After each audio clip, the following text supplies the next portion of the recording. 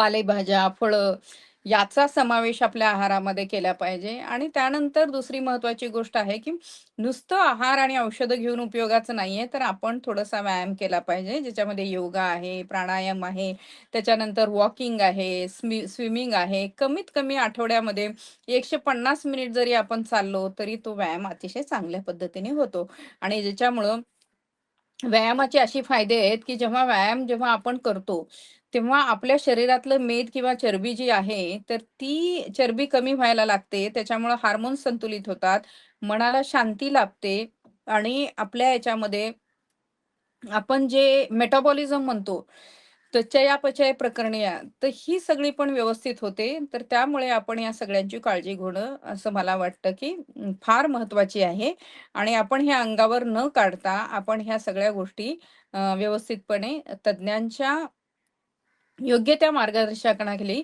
आपण निदान करून उपचार करून घेणं महत्त्वाचं आहे, असं मला वाटतं. धन्यवाद.